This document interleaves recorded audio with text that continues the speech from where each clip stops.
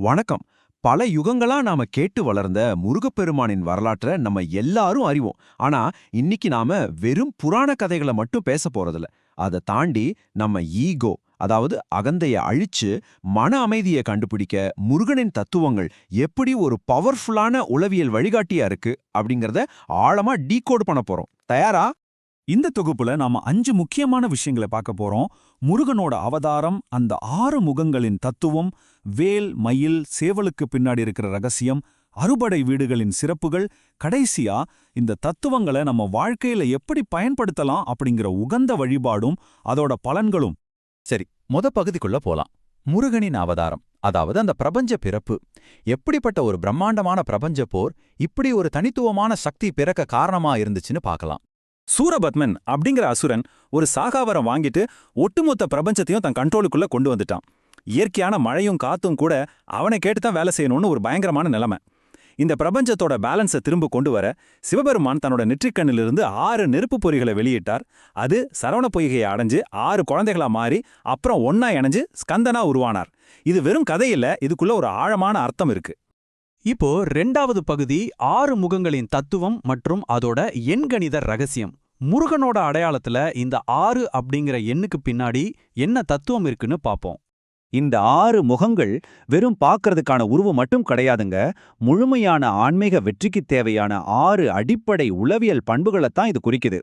ஒரு முகம் அறியாமையை நீக்கிற ஞானம், இன்னொரு முகம் வசீகரிக்கிற அழகு, மற்றொன்று தீமையை அழிக்கிற வீரம், மீதி இருக்கிற முகங்கள் கருணை, முக்தி, அப்புறம் வேள்விகளை ஏத்துக்கிற பண்பு அப்படின்னு ஒவ்வொரு முகமும் ஒவ்வொரு ஆழமான சைக்காலஜியை நமக்கு சொல்லுது.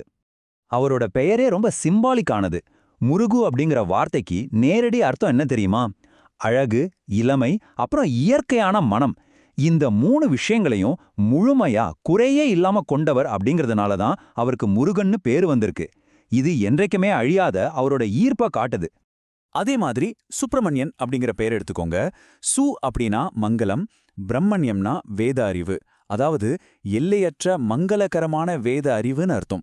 தன் தந்தை சிவபெருமானுக்கே ஓம் அப்படிங்கிற பிரணவ மந்திரத்தை உபதேசம் செஞ்சவர் அவர்.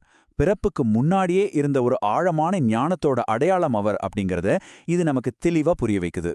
அடுத்ததா 3வது பகுதி, வேல் மயில் சேவல் ரகசியம். அவரோட ஆயுதங்கள் மற்றும் வாகனங்களுக்கு பின்னாடி இருக்கிற உளவியலை இப்போ நாம டீகோட் பண்ண போறோம். பார்வதி தேவி கொடுத்த அந்த வேல் வெறும் ஒரு போராயுதம் கிடையாதுங்க. ஒரு பெர்ஃபெக்டான மனிதர் அறிவு எப்படி இருக்கணும் அப்படிங்கிறதுக்கான ஒரு வரைபடம் அது. வேலோட நுனி மாதிரி நம்ம அறிவு ரொம்ப கூர்மையா இருக்கணும், நடுப்பகுதி மாதிரி ரொம்ப விசாலமா இருக்கணும், அதோட அடிப்பகுதி மாதிரி எந்த ஒரு விஷயத்தையும் ரொம்ப ஆழமா புரிஞ்சுக்கிற தன்மையோடு இருக்கணும். எவ்வளோ அருமையான ஒரு தத்துவம் பாத்தீங்களா? இப்போ சூரபத்மனை முருகன் வேலால பிளந்தப்போ என்ன ஆச்சுன்னு யோசிச்சு பாருங்க. இதுல ஒரு அற்புதமான உருவகம் இருக்கு. தன்னோட எதிரியான அந்த அசுரனோட ஆணவத்தை அழிச்சு அதை ஒரு மயிலா மாற்றி தன் வாகனமாக்கிக்கிட்டாரு. அவனோட அறியாமையை அழிச்சு அதை சேவலா மாற்றி தன் கொடியா ஆக்கிக்கிட்டாரு. தன்னோட எதிரிகளை கூட அழிச்சு ஒழிக்காம அவங்களை எப்படி ஒரு பெர்ஃபெக்டான இணக்கத்துக்கு கொண்டு வரலாம் அப்படிங்கிறத இது நமக்கு ரொம்ப அழகா சொல்லுது. இன்னொரு சுவாரஸ்யமான விஷயம் சொல்றேன் கேளுங்க. முருகன் பொதுவா தன்னோட மயிலோட காலடியில ஒரு பாம்பை மிதிச்சுக்கிட்டு இருக்கிற மாதிரி தான் நிற்பாரு. இங்க பாம்பு அப்படிங்கிறது கோவம், பொறாம, வஞ்சகம் மாதிரியான நம்மளோட நச்சு எண்ணங்கள். மயில் இயற்கையாவே பாம்புக்கு எதிரி. அதனால நமக்குள்ள இருக்கிற இந்த தேவையற்ற கொடிய ஈகோவையும் நச்சு எண்ணங்களையும் முருகனோட ஞானம் அப்படிங்கிற சக்தி நம்ம கட்டுப்பாட்டுக்குள்ள வச்சிருக்க உதவும் அப்படிங்கிறது தான் இதோட சைக்காலஜி. 4வது பகுதி அறுபடை வீடுகளின் சிறப்புகள் மற்றும் 6 மனநிலைகளின் பிரதிபலிப்பு. முருகப்பெருமானின் பூமியிலான அந்த புகழ்பெற்ற 6 வீடுகளை பத்தி இப்ப பார்க்கலாம். இந்த 6 வீடுகளும் முருகனோட ஒவ்வொரு தனித்துவமான குணாதிசயங்களை காட்டுது. திருச்செந்தூர்ல சூரனை அழிச்ச ஒரு தீரமிக்க போர் வீரனா வீரத்தோட நிக்கிறாரு. ஆனா பழனில பாத்தீங்கன்னா எல்லாத்தையும் விட்டுட்டு ஒரு எளிமையான குழந்தையா ஞான பழத்துக்காக நிக்கிறாரு.